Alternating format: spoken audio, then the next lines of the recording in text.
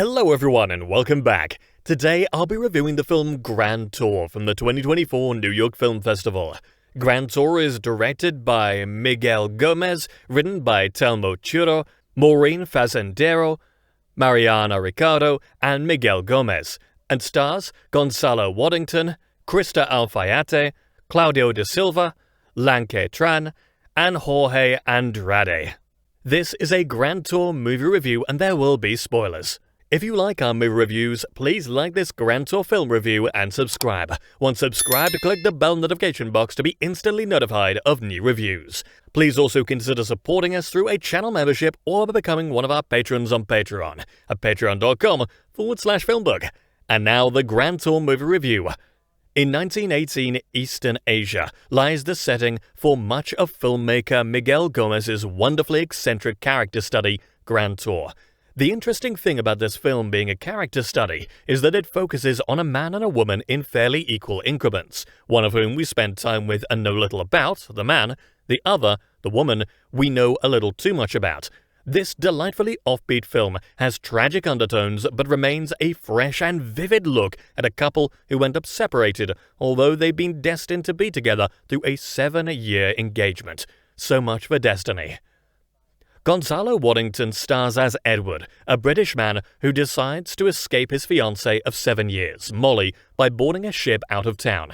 We get to learn about Edward through the first half of the movie, but there's not much to like about him. He ends up on a train that breaks down at one point, and it appears his life has broken down and is at some sort of crossroads that he cannot come to terms with. He gets involved with some people, but not really. Edward just exists, and he floats through life with no personal goal in mind except to not marry Molly. Molly, on the other hand, is a different breath of air, if not exactly a fresh one. She's set in her ways and determined to marry Edward, even if it means bouncing around different locations to find him. The highlight of Molly's personality is her snorting-like laugh, which could be that of the character much more than Alfaiate, who plays her. Molly seems certain she wants to marry Edward, but she's a bit of a fool for not believing that his departure is a sign that maybe he's not very interested. Eventually, Molly, unlike Edward, forms some meaningful connections. She befriends a woman named Ngok, who suggests that the handsome and wealthy Timothy Sanders adores her. Timothy is a real alternative to Edward for Molly, but she holds on to what she cannot have and moves forward in her quest to try to find Edward with consequences that one won't be surprised to see coming. There are modern-day looks at colourful scenarios found throughout Asia interspersed into the black and white film that is Grand Tour. In colour, we see a man kicking a Rangoon Ferris wheel into motion, for example. Other situations are interwoven into the picture at given intervals, including that of some puppets. These scenes don't advance the plot much, but give the film a sense of modern culture that is definitely welcomed throughout. This movie is Alfaiate's to run away with. She's got a lot of personality, and one has to admire that about her. Molly knows what she wants and goes after it. Tran holds her own besides her as Ngok, and the two characters form an interesting bond throughout the latter half of the movie. Edward often feels like a man who is a coward for not confronting his true feelings regarding Molly. Whereas Molly is brave and full of life, Edward is dull and boring, even if he has potentially valid personal reasons for doing what he does.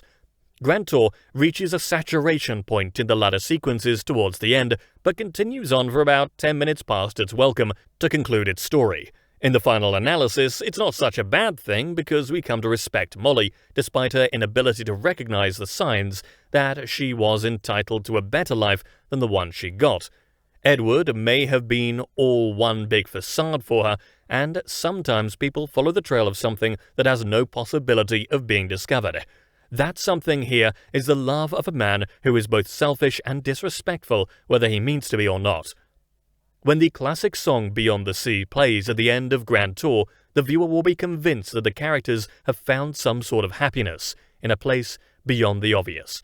This film is scrumptiously filmed and beautifully mounted with the inclusion of some very appealing images that are crisp beyond a doubt. Those images could be that of the characters in the clothes they wear or the background surrounding them, which is rich in detail. In a way, if Molly wanted to be reasonably happy, she could have ended up with the rich Timothy. She didn't want to give up on her ambitions to do that, and that's what makes her so admirable as a character. Molly gets no respect from Edward, but the fact that she can snort and laugh and just continue on her quest to get that respect is something that can inspire even if most people wouldn't chart the same course Molly does. Grand Tour is ultimately a beautifully made film about holding on to the impossible despite the other possibilities. And that brings us to the conclusion of this Grand Tour movie review. I would love to hear your thoughts on it below in the comments section. If you liked what you heard during this review, please like this video and subscribe to this channel. Please also visit and subscribe to our podcast channel at FilmBook Podcast on YouTube. If you would like to get FilmBook's articles delivered to your inbox, sign up for our daily newsletter or download our Android FilmBook app for instant notifications. You'll find links to both in the description and on our website FilmBook. That's film-book.com. Thanks for dropping by, and I'll see you next time.